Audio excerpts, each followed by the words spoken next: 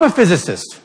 We physicists are the gatekeepers of science. We're the ones who make sure that the integrity of science remains intact. We can smell a fake and a fraud a mile away.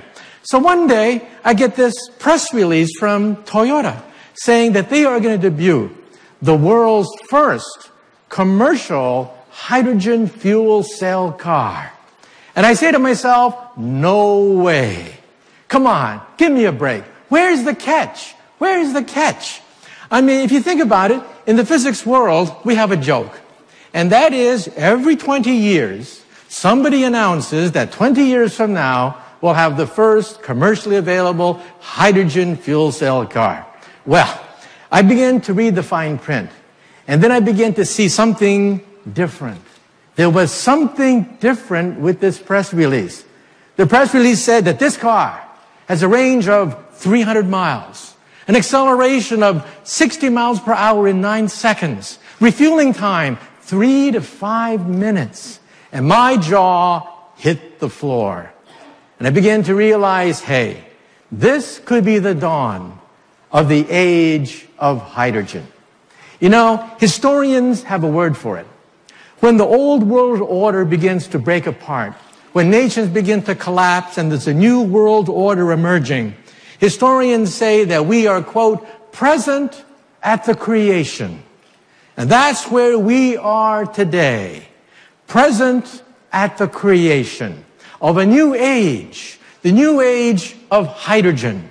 We're leaving the age of hydrocarbons and entering the age of hydrogen to create a hydrogen non-polluting society.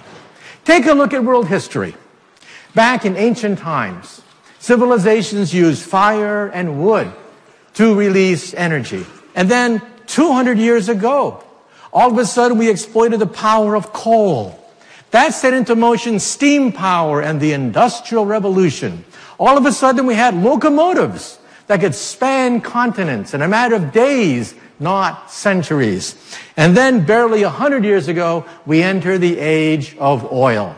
And now, we are entering the age of hydrogen. A new society is being built right before our eyes. Now, I'm a physicist. If you were to create a wish list for the perfect car, what would the ingredients be for the perfect car? 1, you would want a fuel source based on an element that's the most plentiful in the universe, and that is hydrogen. 75% of the universe is made out of hydrogen. You want to see hydrogen? Go outside, take a look at the stars, the galaxies, the sun. Hydrogen is the most plentiful substance in the universe. And contrast that now to oil. Black gold, one of the rarest of substances on the planet Earth. Nations will kill to secure supplies of oil. Many historians have said that many of the forces that led to World War II and the death of tens of millions of innocents were driven in part by the desire to secure supplies of oil. And think of oil today. Oil is found perhaps in the most dangerous, volatile, unstable areas of the planet Earth. So the first ingredient of the perfect car, fuel based on the most plentiful element in the universe. Second, you want a car with as few moving parts as possible. Let me ask you a question.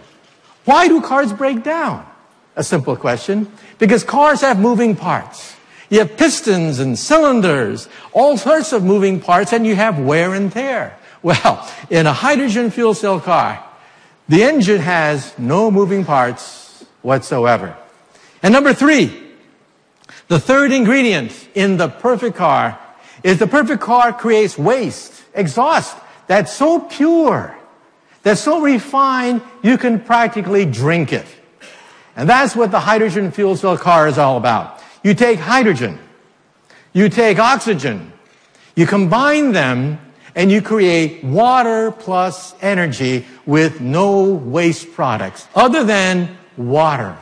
Now, think of what comes out of exhaust in cars.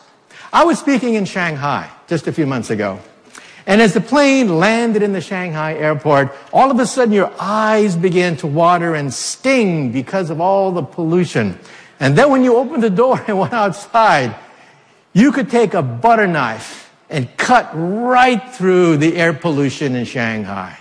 That's how bad it is. And I was watching TV the other day. There was an old rerun of Star Trek.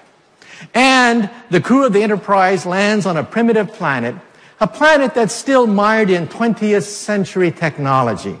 And Spock analyzes the atmosphere. And Spock says, "Captain, this atmosphere is full of toxic, unburned hydrocarbons and carbon monoxide." And then Captain Kirk says, "What does that mean?" And then Spock says, "That means smog," a word that disappeared from the English language in our 21st century. So let me make a prediction. The word smog is going to disappear from the dictionary because we're going to be entering a new age. And the last ingredient in our wish list is that it be commercial friendly, friendly to the consumer. Usually hydrogen cars are priced at hundreds of thousands of dollars, way beyond the pocketbook of the average person. But this car, we're talking about in the neighborhood of $50,000. And as mass production, competition, economies of scale begin to kick in, as governments begin to subsidize the creation of refueling stations, you're going to see that cost drop even further. And so we're seeing here that the wish list of the perfect car, hey, you could be staring at it. Now, take a look at what changed my mind. I was a skeptic. I said to myself, hey, come on, give me a break. Hydrogen refueling cars? What made the difference for me? When I read that press release, I began to realize that the engineers at Toyota have assembled critical mass, all the various ingredients to create critical mass to create a hydrogen society. The first ingredient for this critical mass is range. This car can go 300 miles in one refueling. Now think about that. Look up the electric car, the hydrogen car on the internet. And you see the cynics saying, hydrogen cars, electric cars, where are you going to find them? You're going to find them in only two places. One, the golf course, where you have golf carts powered by electricity and hydrogen. And two, to go to your neighborhood grocery store, and that's about it. But this car can compete right on the highways with gasoline-fired cars. Second of all, acceleration. When you put the foot to the pedal, you want to get that room acceleration. You want to feel Newton's second law of motion. You want to feel that acceleration being pushed into your chair when you hit the accelerator. That's hard to do with electric batteries, but hey, there's an electric battery in this car. It can achieve 60 miles per hour in 9 seconds, comparable to what you get out there on the highways. And then, who wants to have to plug in your electric battery in the morning and then take back your car in the afternoon? It takes hours to refuel an electric battery. I'm all for this because it's a vast improvement over gasoline, but it is a nuisance. This car can recharge itself in 3 to 5 minutes. Again, comparable to what you find out there in the field. And now you may say to yourself, okay, I'm sold. But what's the catch? What do the cynics say about this car? Well, the cynics point out two things. First of all, you need an infrastructure based on hydrogen. And second of all, what about safety? Isn't hydrogen volatile? Well, let's take them one at a time. If you were to go into a time machine and get a newspaper from 100 years ago, and read the editorials that they wrote about hydrogen and about gasoline, you would say that these editorial writers hated gasoline. They pointed out two defects with gasoline. First, you would have to have a gasoline pump every other block. And hey, isn't that ridiculous? I mean, a hydrogen refueling station every few blocks, and gasoline is volatile. Think of all the people that are going to be burned alive in car accidents. Well, We live with it because that's the hydrocarbon world that we live in today. And now let's talk about the hydrogen society of the future. Remember Exxon Valdez? Remember that horrible oil spill in Alaska? There was an image seared into our collective memory. And that image was of birds. Birds with sticky, gooey oil saturating its wings. Birds which couldn't fly anymore because of all the oil that leaked out of Exxon Valdez. And remember the Deepwater Horizon spill in the Gulf of Mexico? Yet another image was seared into our collective mind. And that image was of a leaky pipe oozing out thousands of barrels of sticky oil right into people's backyard, right onto beaches of the Gulf of Mexico, getting right into the food chain. Well, hydrogen is different. You see, hydrogen in an accident, yes, is volatile, but it dissipates. It's a gas. It doesn't stick around. It doesn't gum up the wings of birds. It doesn't pollute the Gulf of Mexico. We're talking about an entirely different animal. And remember, we've had 150 years of experience dealing with hydrogen. And this car, the Toyota engineers have tested the car under accident crash conditions.